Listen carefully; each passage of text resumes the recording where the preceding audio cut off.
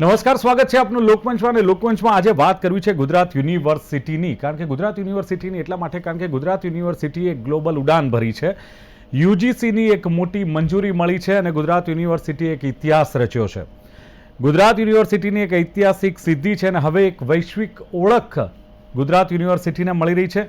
રાજ્યની પ્રથમ સ્વાયત્ત યુનિવર્સિટી ગુજરાત યુનિવર્સિટી બની છે અને હવે વિદેશમાં પણ ગુજરાત યુનિવર્સિટીના આવનારા દિવસોમાં કેમ્પસ જોવા મળશે. અને સ્વાયત્તતા મળતા જ હવે ગુજરાત યુનિવર્સિટી વૈશ્વિક સફર માટે તૈયાર છે એમ કહી શકાય. અને ગુજરાત યુનિવર્સિટીને ઓટોનોમી જે દરજ્જો મળ્યો છે અને વિદ્યાર્થીઓ માટે એવું કહેવાય છે કે આ એક ગોલ્ડન ઓપોર્ચ્યુનિટી છે, એક સુવર્ણ તક છે.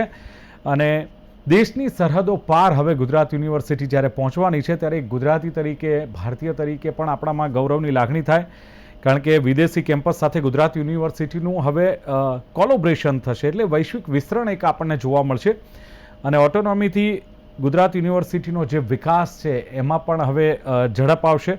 અને સાથે જ સવાલ પણ એ થાય કે શું નવા રોજગારના ઇન્ટર્નશીપના અવસરો ઊભા થશે વિદ્યાર્થીઓ માટે. બીજું કે યુજીસી દ્વારા મળેલી સ્વાયત્તતાનો ગુજરાત યુનિવર્સિટી માટે શું અર્થ છે, કેટલું મહત્વ છે અને આ નિર્ણયથી ખાસ તો વિદ્યાર્થીઓને આવનારા દિવસોમાં કયા લાભ મળશે અને કઈ મંજૂરી હોય છે કે આ કયા માપદંડને આધારે આ મંજૂરી કે આ સ્વાયત્તતા મળતી હોય છે, આ તમામ ચર્ચા કરવી છે ગુજરાત યુનિવર્સિટીની ગ્લોબલ ઉડાન અંગે. મારી સાથે જોડાયા છે ગુજરાત યુનિવર્સિટીના in-charge vice chancellor doctor Jagdish Joshi છે. જોશી સાહેબ, સ્વાગત છે આપનું લોકમંચમાં. નમસ્કાર.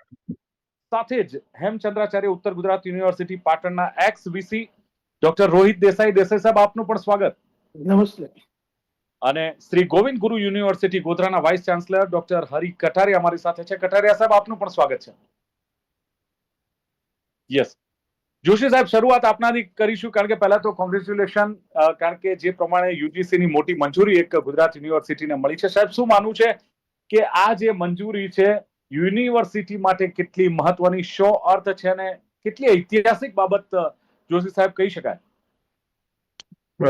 ખૂબ ખૂબ આભાર આપનો ગુજરાત યુનિવર્સિટીને અભિનંદન આપવા માટે અને આજે મને આ પ્લેટફોર્મ પર વાત કરવાની તક આપવા માટે. ગુજરાત યુનિવર્સિટી એ ભારતની ખૂબ નામના પાત્ર યુનિવર્સિટીઓમાંની એક યુનિવર્સિટી છે. ગુજરાતની જ્યારે વાત થાય ત્યારે ગુજરાત યુનિવર્સિટીની વાત થાય જ. 1949માં બનેલી યુનિવર્સિટીની પોતાની લીગસી છે. NIRF ટોપ 100 યુનિવર્સિટીઝમાં અને ઇન્સ્ટિટ્યુશનમાં છેલ્લા 5 વર્ષથી પોતાનું સ્થાન જાળવી રાખ્યું છે. અને NIRF અને NEC બંનેના જે ક્રાઇટેરિયા છે એને માન આપીને અને એ સિદ્ધાંતને ધ્યાનમાં રાખીને યુજીસીએ અમને જે ઓટોનોમી ગ્રેડ 2 સ્ટેટસ આપ્યું છે, જે ગુજરાતમાં ઓટોનોમી ગ્રેડ 2 સ્ટેટસ પહેલીવાર કોઈ યુનિવર્સિટીને મળ્યું છે. તો આ ગુજરાત યુનિવર્સિટી માટે ખૂબ ગૌરવની વાત છે, આનંદની વાત છે અને ગુજરાતના તમામ શિક્ષણવિદ માટે, એકેડેમિશિયન માટે ખૂબ ગૌરવની અને આનંદની વાત છે. બિલકુલ. પણ જોશી સાહેબ, હવે જે આ મંજૂરી મળતી હોય છે, ખાસ એનો ક્રાઇટેરિયા શું હોય છે, કયા માપદંડ હોય છે કે જેના આધારે આ જે સ્વાયત્તતાની મંજૂરી મળતી હોય છે, શું હોય છે? સ્વાયત્તતાની મંજૂરી માટેના 3 આમ તો મુખ્ય માપદંડ છે. પહેલો માપદંડ એવો છે કે QS રેન્કિંગ, જે વર્લ્ડ રેન્કિંગ કહેવાય છે, એમાં ટોપ 500 ઇન્સ્ટિટ્યુશનમાં જો તમારી ઇન્સ્ટિટ્યુશન હોય તો તમને આ પ્રકારની મંજૂરી મળતી હોય છે. બીજો ક્રાઇટેરિયા એના અથવામાં એવો છે કે NIRF ટોપ 100 રેન્કિંગમાં યુનિવર્સિટી હોવી જોઈએ અને સાથે સાથે નેકમાં મિનિમમ A+ ગ્રેડ હોવો જોઈએ. આ પ્રકારની એની યોગ્યતા અથવા માપદંડ છે. અચ્છા સાહેબ, હવે માની લો કે ગુજરાત યુનિવર્સિટીને આ રીતે જે ઓટોનોમીનો એક બ્રાન્ડ થઈ ગઈ અથવા સ્વાયત્તતા મળી ગઈ છે, ત્યારબાદ હવે જે યુનિવર્સિટીનું જે આખું એક એડમિનિસ્ટ્રેશન છે એમાં કયા પ્રકારના બદલાવ આવતા હોય છે, શું ચેન્જીસ આવનારા દિવસોમાં જોવા મળશે? આવનારા દિવસોમાં જે ચેન્જીસ જોવા મળવાના છે એ એડમિનિસ્ટ્રેશન બહુ ઇફેક્ટિવ બનાવવા માટે જે વાત અમે વિચારીએ છીએ એમાં મુખ્ય અગત્યની વાત જે છે એ એવી છે કે અમને સર્ટિફિકેટ પ્રોગ્રામથી માંડીને સર્ટિફિકેટ, ડિપ્લોમા, ડિગ્રી, પીજી તેમજ PhD અને રિસર્ચ સેન્ટર આ પ્રકારના તમામ પ્રોગ્રામ યુજીસીની પૂર્વ મંજૂરી વગર શરૂ કરવાની એક અધિકાર આમાં પ્રાપ્ત થાય છે. એટલે વિશ્વ સ્તરે જે પ્રકારના અભ્યાસક્રમો ચાલતા હોય છે, ડેવલપ કન્ટ્રીઝમાં જે પ્રકારના અભ્યાસક્રમ ચાલતા હોય છે, આપણા વિદ્યાર્થીઓ ખૂબ પૈસા ખર્ચીને ખૂબ મહેનત કરીને જે પ્રકારના અભ્યાસક્રમોમાં એડમિશન લેવા માટે આઈઆઈટીઝ આઈઆઈએમ જેવી ઇન્સ્ટિટ્યૂટ ઓફ નેશનલ ઇમ્પોર્ટન્સ અને વિદેશની બહુ ખ્યાતિ પ્રાપ્ત અને નામના પ્રાપ્ત યુનિવર્સિટીઓમાં જેવા પ્રકારના અભ્યાસક્રમ ચાલતા હોય છે, એ નોમેકલ્ચર વાળા એવા પ્રકારની સિસ્ટમ વાળા, એટલે કે છે ટ્રાઇમેસ્ટર વાળા અભ્યાસક્રમો હોય, 4 સેમેસ્ટર વાળા અભ્યાસક્રમો હોય, કે પછી ખૂબ ટૂંકા ગાળાથી માંડીને લાંબા ગાળા સુધીના અભ્યાસક્રમો હોય, જેની સિસ્ટમ અને જે સામાન્ય રીતે યુજીસીના નોમેકલ્ચરમાં અપ્રૂવ ના હોય એવા પ્રકારના અભ્યાસક્રમો પણ શરૂ કરવાની સત્તા હવે ગુજરાત યુનિવર્સિટીના સત્તા મંડળને મળે છે. એટલે એક સૌથી મોટો ફેરફાર એ આવશે કે વિદ્યાર્થીઓને આજના સમયમાં તાલમેલ મેળવી અને જે પ્રકારના અભ્યાસક્રમો કરવા છે, જેવા અભ્યાસક્રમોમાં એડમિશન લેવું છે, જે અભ્યાસક્રમ ઓજીટી એમ્બેડેડ હોય, ઇન્ટર્નશિપ એમ્બેડેડ હોય અને જેમાં એમને નોકરી અને વ્યવસાયની તક મળવાની વિપુલ માત્રામાં પોસિબિલિટીઝ હોય, એવા પ્રકારના અભ્યાસક્રમો અમે ખૂબ નજીવા દરથી વિદ્યાર્થીઓ માટે ઉપલબ્ધ કરાવીશું. એટલે એ એક ખૂબ મોટો એડમિનિસ્ટ્રેટિવ ચેન્જ ગુજરાત યુનિવર્સિટી કરવા જઈ રહી છે. બીજી વાત કરીએ તો અમારી જે એક્ઝિસ્ટિંગ બોડીઝ હોય છે, એમાં અમે કેટલાક એવા ફેરફાર કરીશું જેથી આ એડમિનિસ્ટ્રેશન બહુ સ્મૂથ બને. ત્રીજી વાત એવી છે કે અમે ફોરેન ફેકલ્ટીઝ લગભગ 20% સુપર ન્યુમરરી, એટલે કે અત્યારે અમારી માનો કે ઓન એન એવરેજ અમારી સંખ્યા 350 થી 400 ફેકલ્ટીઝની અપ્રૂવ્ડ સ્ટ્રેન્થ છે, તો અમે 70 થી 80 ફોરેન ફેકલ્ટીઝ જે વર્લ્ડની QS 500 રેન્કિંગમાં આવેલા છે એવી યુનિવર્સિટીઝના ફેકલ્ટીને ઇન્વાઇટ કરી શકીશું અને એ અમારા ત્યાં ફેકલ્ટી તરીકે, પ્રાધ્યાપક તરીકે કામગીરી કરી શકશે. વિદ્યાર્થીઓને આવા વિદેશમાં તાલીમ પામેલા અને એવા તજજ્ઞોનો પણ લાભ મળશે. બિલકુલ. કટારિયા સાહેબ, આપનું શું માનવું છે? હવે ગુજરાત યુનિવર્સિટીને યુજીસી દ્વારા જે સ્વાયત્તતા મળી ગઈ છે, એક નવો ઇતિહાસ રચાયો છે, કેટલી મહત્વની આ બાબત કહી શકાય? આપ પણ શિક્ષણ સાથે જોડાયેલા છો, યુનિવર્સિટી સાથે જોડાયેલા છો, એટલે કેટલી એક મહત્વની બાબત કટારિયા સાહેબ કહી શકાય? ના, ખરેખર ખૂબ મહત્વની બાબત છે. એટલા માટે જગદીશભાઈને ખૂબ ખૂબ અભિનંદન પાઠવું છું કે ગુજરાત યુનિવર્સિટી અને એ પરિવારને પણ અભિનંદન પાઠવું છું કે આવી એક યુનિક જે સિદ્ધિ કહેવાય એ ગુજરાત યુનિવર્સિટીએ પ્રાપ્ત કરી છે. ગુજરાત યુનિવર્સિટી સૌથી જૂની યુનિવર્સિટી છે અને ગુજરાત યુનિવર્સિટીમાંથી જ બધી યુનિવર્સિટીઓ છે એ છૂટા પડીને બનેલી યુનિવર્સિટીઓ છે. એટલે આ બધી યુનિવર્સિટીઓની માતા છે, બરાબર, એવી આ મહાન યુનિવર્સિટી છે. અને આ ઐતિહાસિક યુનિવર્સિટી આજે પણ એનો જે લેગેસી છે જાળવી રાખી છે. એટલે ટોપ 100માં NRFમાં છે. જેવી રીતે જગદીશભાઈએ કીધું એમ એનો એક્રિડિએશનમાં પણ A+ ગ્રેડ છે. એટલે એની જે એલિજિબિલિટી છે એમણે કીધી અને એનાથી હવે શું છે કે એક તો એમને કોર્સ કરિક્યુલમનું ફ્રીડમ મળશે. પોતાની જેવી ઈચ્છા હશે એવા આંતરરાષ્ટ્રીય કક્ષાના અભ્યાસક્રમો યુજીસીની પૂર્વ મંજૂરી વગર એક તો એ શરૂ કરી શકશે. એના કેમ્પસ શરૂ કરશે. અત્યાર સુધી કેવું છે કે ગુજરાતની કોઈ પણ યુનિવર્સિટી હોય તો એને ગુજરાતની બહાર પણ ઇવન પોતાનું સેન્ટર બનાવવું હોય તો યુજીસીની પરમિશન લેવી પડતી હોય છે. યસ. અને હવે તો ગુજરાત પબ્લિક યુનિવર્સિટી એક્ટ આવ્યા પછી દરેક યુનિવર્સિટીનો વિસ્તાર ફિક્સ કરી દેવામાં આવ્યો છે. દાખલા તરીકે અમારી શ્રી ગોવિંદ ગુરુ યુનિવર્સિટીના 5 જિલ્લા છે: દાહોદ, પંચમહાલ, મહીસાગર, છોટાઉદેપુર અને વડોદરા રૂરલ. તો આ યુનિવર્સિટી 5 જિલ્લાની બહાર સેન્ટર નહીં ઊભું કરી શકશે. ગુજરાતમાં જો 5 જિલ્લાની બહાર ઊભું કરવું હશે તો રાજ્ય સરકારની પરવાનગી લેવી પડશે. બરાબર. અને ભારત દેશમાં ક્યાંય ઊભું કરવું હશે તો યુજીસીની પરવાનગી લેવી પડશે. હવે જગદીશભાઈ સાહેબ અને ગુજરાત યુનિવર્સિટીને આ ફ્રીડમ મળી ગયું છે. વધારામાં જે વિદ્યાર્થીઓ અત્યારે આપણા અનેક વિદ્યાર્થીઓ જે છે એ US, કેનેડા તરફ, ઓસ્ટ્રેલિયા તરફ વળ્યા છે અને ત્યાંના ડિગ્રી કોર્સ અથવા તો પીજી કોર્સીસ કરવા પ્રેરાય છે અને લાખો રૂપિયા વિદ્યાર્થીઓ આની પાછળ ખર્ચે છે.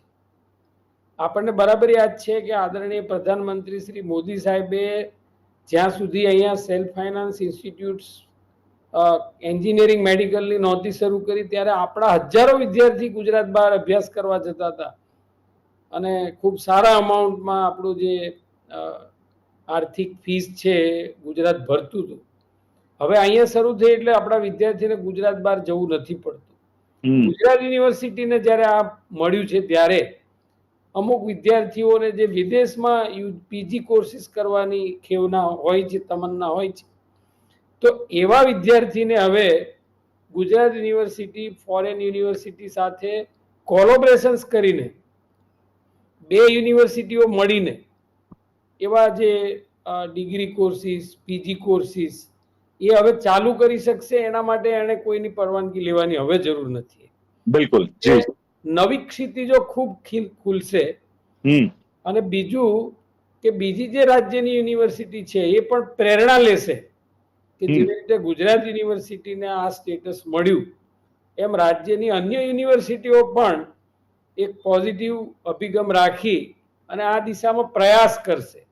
અને એના લીધે શું થશે કે રાજ્યની તમામ યુનિવર્સિટીઓ જે અપ આવવાનો પ્રયાસ કરશે, રાજ્યનું શિક્ષણનું સ્તર આપોઆપ ઉપર આવશે. અને આપણે ગુજરાતને તો મોડલ સ્ટેટ તરીકે રાષ્ટ્રમાં હવે પ્રસ્થાપિત થઈ ચૂક્યું છે. એટલે અહીંયા જે કામ થશે એની રેપ્લિકા આ દેશને દુનિયામાં પડશે. બિલકુલ અન્ય રાજ્યો પર પણ ઇફેક્ટ આવશે. અન્ય રાજ્યો પર પણ ઇફેક્ટ આવશે. યસ દેસાઈ સાહેબ, હવે યુનિવર્સિટીની જે ગ્લોબલ ઉડાન જોવા મળી રહી છે, યુજીસીની મોટી મંજૂરી મળી ગઈ છે, ઇતિહાસ રચ્યો, ત્યારે શું માનવું છે કે ગ્લોબલ કેમ્પસ ગુજરાત યુનિવર્સિટીના જોવા મળશે? વિદ્યાર્થીઓને કયા લાભ મળશે અને કઈ ઓપોર્ચ્યુનિટી ખાસ કરીને સ્ટુડન્ટ્સને મળશે? દેસાઈ સાહેબ. હાજી નમસ્તે. આ મંચ દ્વારા એનઈપી 2020 નેશનલ એજ્યુકેશન પોલિસીને આપ ઉજાગર કરી રહ્યા છો અને સૌથી પહેલા ડોક્ટર જગદીશભાઈ જોશીને પણ હાર્ટલી કોંગ્રેચ્યુલેશન કે ગુજરાત યુનિવર્સિટી એ ગુજરાતનું એક નામ આગવું કર્યું છે.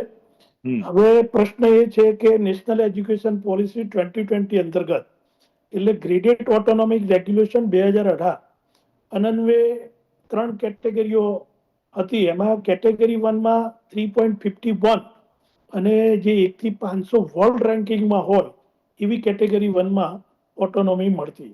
આજે ગુજરાત યુનિવર્સિટી કેટેગરી 2માં 3.26 થી 3.50 ના વચમાં એમને કેટેગરી 2માં ગ્રેડેડ ઓટોનોમી મળી છે. અને કેટેગરી 3 જે છે એ 1 અને 2માં જે ન આવી શકતી હોય એ યુનિવર્સિટીઓ આવી શકે છે. પ્રશ્ન એ છે કે એડવાન્ટેજ વિદ્યાર્થીઓને શું મળશે અને ગુજરાત રાજ્યને શું મળશે?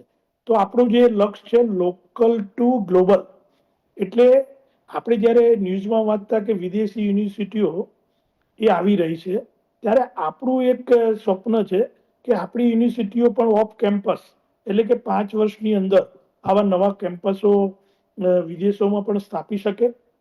બીજો પ્રશ્ન એ હતો કે વિદ્યાર્થીઓને એડવાન્ટેજ ક્યાં મળે કે જ્યારે આપણે સારા સ્કિલ ઓરિએન્ટેડ એટલે કે સ્કિલ ધરાવતા અધ્યાપકોને આમાં જોગવાઈ કરી છે ઇન્સેન્ટિવ કે દાખલા તરીકે 12 મહિનાનો એમનો 30 લાખ કે 40 લાખનો પગાર હોય તો એકેડેમિક અને ફાઇનાન્શિયલમાંથી પાસ કરાવી અને એમને જે પેકેજ આપવું હોય એટલે કે કરાર આધારિત કોન્ટ્રાક્ચરલ પણ સારા સ્કિલ બેઝ અધ્યાપકો લઈ શકાય. બીજું કુલ જે અધ્યાપકો છે એમાં 20% વિદેશી કે જે 501 થી 500 ની વર્લ્ડ રેન્કિંગ યુનિવર્સિટીઓ છે એમાંથી અધ્યાપકોને લઈ શકાય. એટલે આવી છૂટછાટોને કારણે વિદ્યાર્થીઓને એનો સારો એડવાન્ટેજ મળી શકશે. બીજું કે ગુજરાત રાજ્યમાં જ્યારે આપણે આ પ્રકારની બીજી જે યુનિવર્સિટીઓ છે એ યુનિવર્સિટી પણ આ 2018ના રેગ્યુલેશનને લઈ અને ગ્રેડેડ ઓટોનોમી તરફ જવાનો પ્રયાસ કરશે, જેના કારણે આપણું જે નેશનલ સ્કીમ ક્વોલિફિકેશન ફ્રેમવર્ક છે એ અંતર્ગત આપણે યુજીસીની મંજૂરી વિના પણ આવા કોર્સો શરૂ કરી શકીશું. જી, એટલે મોટો બેનિફિટ દેસાઈ સાહેબ આપે કહ્યું યુજીસીની મંજૂરી વગર આપણે કોર્સ શરૂ કરી શકીશું. જોશી સાહેબ, જે પ્રમાણે ખાસ હાયર એજ્યુકેશનના જે સ્ટુડન્ટ છે, હાયર એજ્યુકેશનમાં કયા પ્રકારનું ચેન્જીસ આવશે અને ખાસ કરીને સંશોધન એટલે કે રિસર્ચ અને ઇનોવેશનને કેવી રીતે પ્રોત્સાહન મળશે આવનારા દિવસોમાં? જોશી સાહેબ. એકચ્યુઅલી એક કોમ્પિટિટિવ વાતાવરણ યુનિવર્સિટીના કેમ્પસ પર નિર્માણ પામશે. અધ્યાપકોથી લઈને વિદ્યાર્થીઓ સુધીની વાત કરીએ તો શોધાર્થી, વિદ્યાર્થી અને અધ્યાપક આ ત્રણેયમાં વિદેશી જે અધ્યાપકો છે, વિદેશી વિદ્યાર્થીઓ છે, વિદેશી શોધાર્થીઓ છે, આમને અમે અમારા કેમ્પસ પર ઇન્વાઇટ કરીશું. ટોપ 500 QS રેન્ક યુનિવર્સિટીઝ છે એમાંથી જ ઇન્વાઇટ કરીશું. એટલે અમારા એક્ઝિસ્ટિંગ વિદ્યાર્થીઓને એમની સાથે કોલેબોરેશનથી કામ કરવાની એક તક મળશે.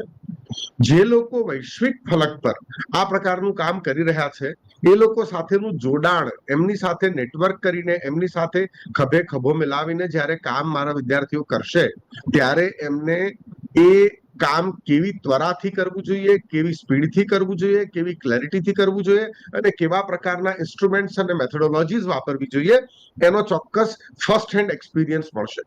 એટલે રિસર્ચ ચોક્કસ ઘણું હાઈ લેવલનું થશે.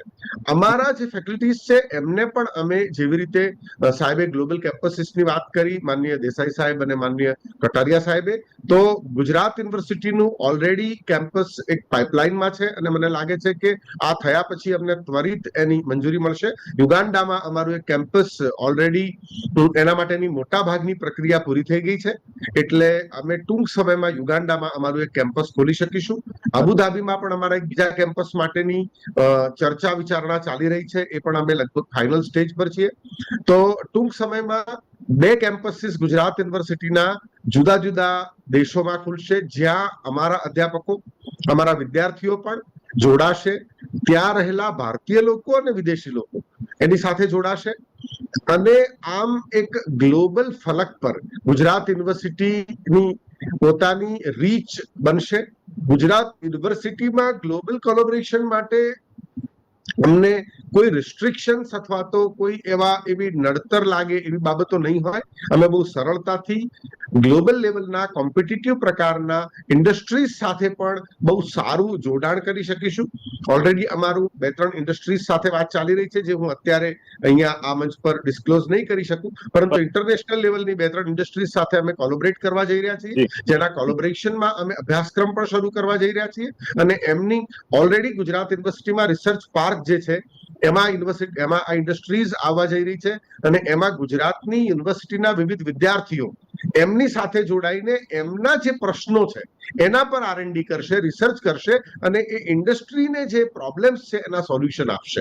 તો this is how Gujarat university will be able to contribute. અમે DRDO ને ઓલરેડી અત્યારે જે ડિફેન્સ રિસર્ચ ઓર્ગેનાઇઝેશન છે એને પણ અમે કેટલાક સોલ્યુશન આપી રહ્યા છીએ અને એની સાથે પણ અમે અમારા રિસર્ચ પાર્કમાં કામ કરી રહ્યા છીએ. ચલો, બિલકુલ જોશી સાહેબ, આપે કહ્યું તે પ્રમાણે કટારિયા સાહેબ, અત્યારે છે ને જે વિદ્યાર્થીઓ છે કદાચ જ્યારે અભ્યાસ પૂરો કરતા હોય ત્યારે રોજગારીનો પ્રશ્ન એક બહુ જ મોટો હોય છે. શું લાગે છે સ્કિલ ડેવલપમેન્ટ, ખાસ તો નવા રોજગાર અથવા તો ઇન્ટર્નશિપના અવસરો આને લઈને કેટલા ઉભા થાય એવું લાગે છે? વિદ્યાર્થીઓને આનો કયો પ્રકારનો લાભ મળશે સાહેબ, સ્કિલ ડેવલપમેન્ટનો એનો?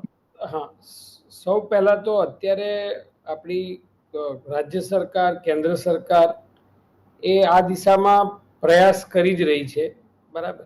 અને સરકારના આપને એક જણાવું કે કેન્દ્ર સરકારના સહયોગથી rural skill employment training institute RCET એ દરેક જિલ્લામાં કાર્યરત છે અને એ આવા 15 દિવસ, 30 દિવસ, 45 દિવસના કોર્સિસ જે છે એ ચલાવે છે દેશભરમાં. અને એ જે કોર્સિસમાં વિદ્યાર્થી ટ્રેનિંગ લે છે એને એ લોકો એમ્પ્લોયમેન્ટ સુધી અને પોતાને કંઈ પોતાનું સ્ટાર્ટઅપ શરૂ કરવું હોય ત્યાં સુધીની સહાય માટેની મદદ પણ કરતા હોય છે. હવે આપણા માટે નવી ક્ષિતિજો એક ખુલશે કે અમુક સ્કિલ જે હશે કે જે આપણે ત્યાં એના માટેનું ટીચિંગ પોસિબલ નહીં હોય, તો એ પ્રકારની, ફોર એક્ઝામ્પલ AI ને રિલેટેડ હોય, મશીન લર્નિંગ હોય, જે લેટેસ્ટ ટેકનોલોજી આધારિત જે સ્કિલ કોર્સિસ, તો હવે આ કોર્સિસના માધ્યમથી હવે જ્યારે ગુજરાત યુનિવર્સિટી આવા કોર્સિસ ચાલુ કરશે ત્યારે વિદ્યાર્થીઓને આ નવા પ્રકારની સ્કિલો પણ ઉપલબ્ધ થશે, જેથી કરીને આપણા વિદ્યાર્થી અહીંથી દાખલા તરીકે વિદેશ જઈને પછી જે અમુક પ્રકારની ટ્રેનિંગ લઈ અને પછી જે જોડાય છે એના બદલે હવે એને ડાયરેક્ટ અહીંથી આવા કોર્સિસ કરી અને હવે આજકાલ તો ઘરે બેસીને પણ કામ કરી શકાય છે. એટલે વિદ્યાર્થીઓ ટ્રેનિંગ લઈ અને દેશમાં રહીને કામ કરી શકશે. એટલે ચલો, બિલકુલ. એટલે માઇગ્રેશન મને લાગે છે કે માઇગ્રેશનમાં જે અત્યારે એકદમ હાઇપ થઈ ગયું છે હા, એમાં ક્યાંક બદલાવ આવશે ને એમાં બદલાવ આવશે એવું મને લાગી રહ્યું બિલકુલ છે. બિલકુલ. દેસાઈ સાહેબ, શોર્ટમાં હવે મારે પૂછવું છે કે હજુ પણ આપે જે વાત કરી ને એનઈપી ન્યૂ એજ્યુકેશન પોલિસી 2020 ની, શું લાગે છે કે હજુ પણ કોઈ ચેન્જીસ, બદલાવની જરૂર ખરી એજ્યુકેશન સિસ્ટમમાં? કારણ કે જે પ્રમાણે કટારિયા સાહેબે કહ્યું કે ટેકનોલોજીનો યુગ છે, એઆઈ ઓરિએન્ટેડ આખું એક એજ્યુકેશન સિસ્ટમ છે, તો બદલાવ કોઈ શોર્ટમાં જરૂરી ખરો? શું કહેશો? એટલે બદલાવમાં શું છે કે ઇન્ટર્નશીપ જે છે એ વિદ્યાર્થી ઇન્ટર્નશીપ સુધી જાય અને સ્કિલ ઓરિએન્ટેડ કેવી રીતે બને અથવા તો એને ઇન્સેન્ટિવ કેવા આપવા કે એવા વિદ્યાર્થીઓ ક્વોલિટીથી તૈયાર થાય, એટલે ત્યાં સુધી લાવવા માટેનું પ્લેટફોર્મ એક વિદ્યાર્થીઓને અત્યારની જરૂરિયાતો છે. બીજા ઓપન ડિસ્ટન્સ લર્નિંગ જે કોર્સિસ છે એની સાથે પણ સાંકળવા જોઈએ કે જેથી એ પોતે પણ એવા કોર્સિસો કરી શકે. એટલે કે નેશનલ એજ્યુકેશન પોલિસીની જે થીમ છે એ વેલ્યુ બેઝ અને ઇન્ડિયન નોલેજ સિસ્ટમ ઉપર છે. એટલે ટેકનોલોજીની સાથે સાથે વિદ્યાર્થીની અંદર એક ભારતીય પરંપરા અને એક વેલ્યુ બેઝ એજ્યુકેશનનું નિર્માણ થાય તો મને એમ લાગે છે કે ત્યાં સુધી ઇન્ડસ્ટ્રી હોય કે કોઈ પણ સેક્ટર હોય એનો વિકાસ એ ક્રમબદ્ધ રીતે અને સારી રીતે થઈ શકશે. ચલો, બિલકુલ બિલકુલ સાહેબ, જે પ્રમાણે આપે વાત કરીને, જે પ્રમાણે જગદીશ જોશી સાહેબે વાત કરી, ગુજરાત યુનિવર્સિટી ભારતની ખૂબ જ એક નામના ધરાવતી યુનિવર્સિટી છે અને સાથે જ 1949માં બનેલી. એમણે કહ્યું કે એક અલગ જ લીગસી ગુજરાત યુનિવર્સિટીની જોશી સાહેબે કહ્યું જોવા મળી છે અને 1949માં બનેલી હવે ઓટોનોમી ગ્રેડ 2 સ્ટેટસ જ્યારે પહેલીવાર આ રાજ્યની યુનિવર્સિટીને મળ્યું છે, ગૌરવની વાત છે. શિક્ષણવિદોને, વિદ્યાર્થીઓને જોશી સાહેબે અભિનંદન આપ્યા છે અને એડમિનિસ્ટ્રેશન આવનારા દિવસોમાં બહુ જ ઇફેક્ટિવ યુનિવર્સિટીનું બનશે એ પણ વાત કરી. અભ્યાસક્રમોની વાત કરી, અલગ અલગ અભ્યાસક્રમોને ચાલુ કરવામાં આવશે અને ડેવલપ કન્ટ્રીમાં જે અભ્યાસક્રમો ચાલી રહ્યા, જે સિલેબસ ચાલી રહ્યું છે, આઈઆઈટી છે, આઈઆઈએમ છે, એવા અભ્યાસક્રમો હવે ગુજરાત યુનિવર્સિટીના સ્ટુડન્ટ્સને પણ ક્યાંક મળશે અને ટોપ 5 યુનિવર્સિટી જે છે વર્લ્ડની, એમાંથી ફેકલ્ટીઝ લાવીને સીધો એનો બેનિફિટ આ સ્ટુડન્ટ્સને મળશે અને એ પણ વાત જોશી સાહેબે કરી.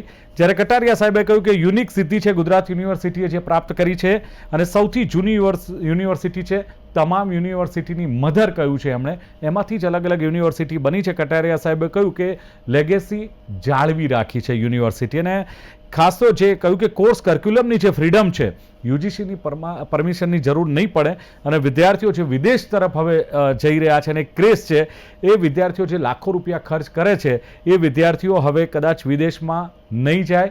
અહીંયા જે બધી જ ફેસિલિટી, એવા જ કેમ્પસ, એવા જ કોર્સિસ, એવી જ ફેકલ્ટી મળશે અને એને લઈને ખાસ એમણે કહ્યું કે અન્ય યુનિવર્સિટી પણ આ ગુજરાત યુનિવર્સિટીને લઈને પ્રેરણા મેળવશે અને સાથે જ જે રોહિત દેસાઈ સાહેબે કહ્યું કે યુનિવર્સિટીમાં એક આગવું નામ કર્યું છે અને ખાસ એજ્યુકેશન પોલિસી છે એનઈપી 2020ની વાત કરી કે ગુજરાત યુનિવર્સિટી કેટેગરી 2માં ઓટોનોમીમાં જે મળી છે, પણ લોકલ ટુ ગ્લોબલ જે આપણું લક્ષ્ય છે એ હવે સાકાર થતું ક્યાંક દેસાઈ સાહેબ કહે છે કે લાગી રહ્યું છે અને આવનારા 5 વર્ષમાં વિદેશમાં જ્યારે કેમ્પસ છવાશે, સીધો લાભ એનો મળશે, સ્કિલ બેઝ અધ્યાપકો મળશે, વિદેશથી અધ્યાપકો આવશે અને જેનો લાભ વિદ્યાર્થીઓને મળશે, પણ સ્કિલ ઓરિએન્ટેડ બને અને ક્વોલિટી સ્ટુડન્ટ તૈયાર થાય તે એક મોટી જરૂરિયાત છે. એ વાત પર પણ તેમણે ભાર મૂક્યો.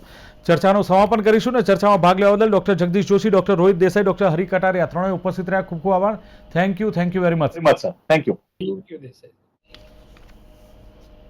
તો દર્શક મિત્રો, લોકમંચ કાર્યક્રમમાં હતી ગુજરાત યુનિવર્સિટીની ગ્લોબલ ઉડાનની ચર્ચા. ફરી મળીશું નવા વિષય સાથે. આપ જોતા રહો ગુજરાત ન્યૂઝ. નમસ્કાર.